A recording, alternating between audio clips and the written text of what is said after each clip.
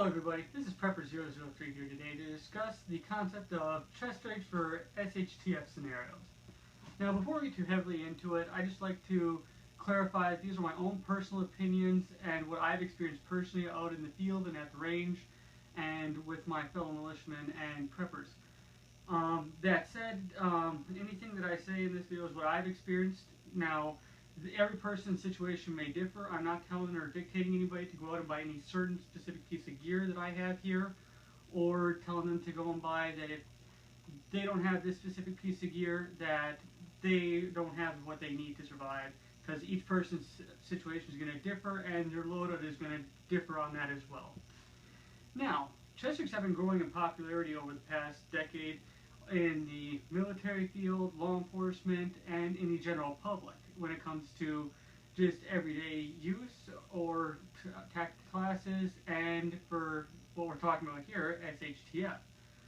Now, there's a huge variety and a huge expense level when it comes to chest rigs. Now, you can have your basic military surplus like this IDF Chestrig right here that I got for about $40, or it can vary all the way up to like a first tier setup like this one right here made by Mayflower, which is the Mayflower UW Gen 2 pusher chest rig. And each one has its own merits, its own construction quality when it comes to stitching and stuff like that, and each one will has different experience and actually a level of usage by militaries, law enforcement, and just general public. And each person is going to have to vary and look up their own and research what they want to buy, their reviews and stuff like that. But now I'm going to get into the pros and cons of chest rigs in general, to kind of give you an idea of what's the benefits and what's the drawbacks from deciding to run a chest rig for SHTF. Now, one of the biggest benefits that you are going to get with the chest rig is it's lightweight compared to a plate carrier like I have right here. Now, the difference in weight is actually quite a bit, especially if you're running steel plates and not your ESAPI plates and stuff like that. Now, it's very noticeable and it benefits on the chest rig side, as it allows you to stay in the field much longer without all that extra fatigue, and which is very nice to tell you the truth. And it also allows for much more comfortable wear, especially if you have a really nice wide strap to help distribute that weight. Now, and that's just one point. Now I'm going to get on to another one, the slim design of the chest rigs. Now, what happens is a lot of the chest rigs that you can find on the market are going to be very slim, fit more closer to the body, much like this one right here, made by First Spear. And this is very easy to be concealed under a jacket in the winter, or if you're needing to be a little bit more low profile and less conspicuous, say like for a bug out scenario, throwing something on like this right here is much more beneficial than trying to throw on a whole plate carrier and things like that, which could draw attention, especially if you're trying to bug out in a hurry. But yeah, that's one of the reasons why I actually keep this as my go-to chest rig, the First Spear SICR chest rig. It's real nice, to tell you the truth. I'm really liking it. I'm going to actually be doing a review later on this chest rig as well. But let's get back on that, get sidetracked. The breathability of these chest rigs is actually real nice when you compare them to the old style 90s SWAT tack vests that you see all over on Amazon, Paintballs, websites and stuff like that, and over the general plate carriers that are in use today. And this goes along with the slimline design, which is where most of your coverage you're going to see on your chest rigs are going to be pretty much generated to on your mid-chest to maybe on your upper chest, depending on what type of chest rig you are running. So that allows a lot of breathability and a lot of airflow through, which is actually going to help prevent a lot of heat exhaustion and stuff like that. And it also allows you to access clothing pockets or something like that on your chest. Now, the next one is actually something that not a lot of people think about, but in the prepper and militia community it really helps, is the ease of use that you can use a chest rig with your rucksack, which is real nice because chest rigs normally sit about just in this area. And with your rucksack strap, it's going to be pretty much generated right around here, which will avoid a lot of the major stress points on the chest rig, which makes it actual use of your rucksack and doffing of your rucksack much easier with the Chestrig over an actual plate carrier because you have a lot of those stress points on your elbows, on your shoulders, with a Chestrig, with a plate carrier over your general Chestrig.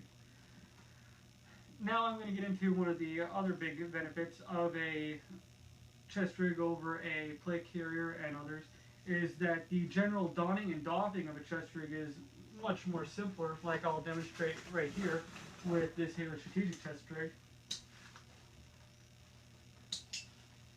Just a pop into 2 pins.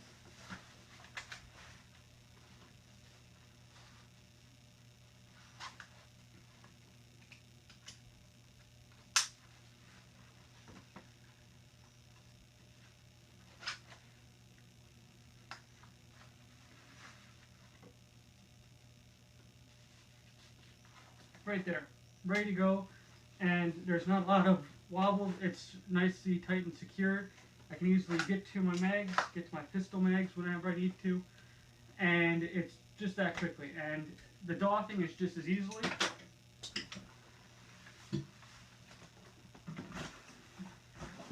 And just like that, it's off. And that's just the general pros and cons. Now, if you can think of any more pros or cons, link them in the below. I'm going to now start on the cons. Now, one of the biggest cons that I can think of right now is the lack of ballistic protection. Now, in general, it's going to be up to the user on what level of ballistic protection they're going to need in a shit span scenario.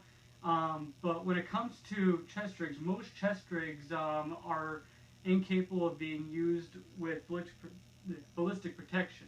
Now, what that means is you can't mount a plate to this Chestrig, this Chestrig, this one, this one, this one. Now, you can wear ballistic protection under it, like in a low-profile, concealable plate carrier and stuff like that.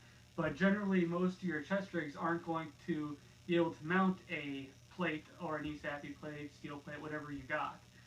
Now, there are some that are capable of accepting a ESAPI plate like your Rhodesian Chestrigs, but they're going to be pretty expensive. I'm talking $400, $500 up. And that also goes into one of the other cons later on, but it does throw you off and balance, and it also, with that extra weight of the plate up front, can cause some more stress points when using a Chestrig over a plate carrier for ballistic protection. So that's just one of the biggest downsides I can think of for a Chestrig, is the lack of ballistic protection over a plate carrier. Now on to the next one, and these both of these points kind of go into one, which is the off balance that a Chestrig gives you, which leads into kind of the lower back pain that you get with running a Chestrig for long term.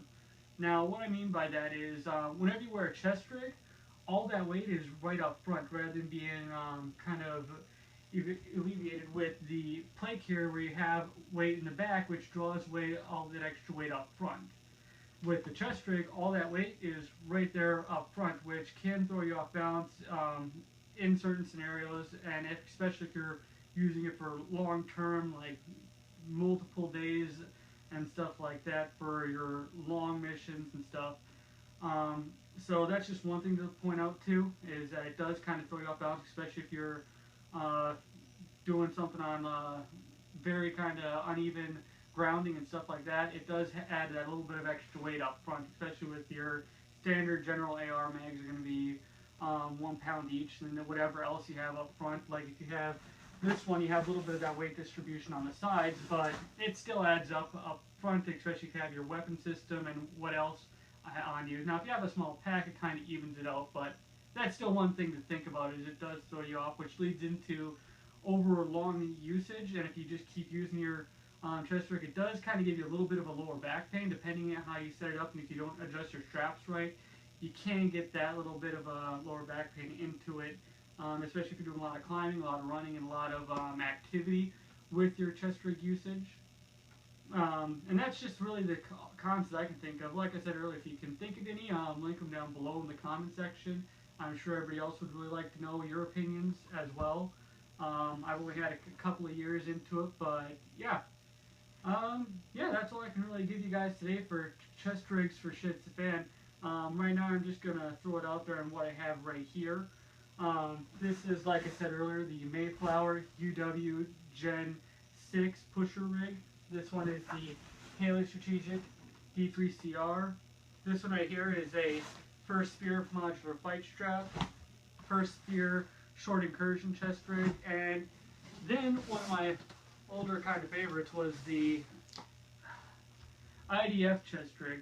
Now this one is kind of a loner right now for somebody to use in the militia community whenever we're out training or something like that, but still a nice rig if you can still find them on Amazon for about $40 bucks. Alright, thanks, have a great day.